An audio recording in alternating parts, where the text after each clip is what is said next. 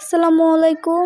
আজকে আমি আর্ট করেছি শামীমা আপুর একটি আর্টটা আমার কাছে অনেক বেশি ভালো লাগছে। আর্টটি আপু কন্টেস্টের জন্য দিয়েছিল। কন্টেস্টে 3টা আর্টের মধ্যে এটা হচ্ছে একটি।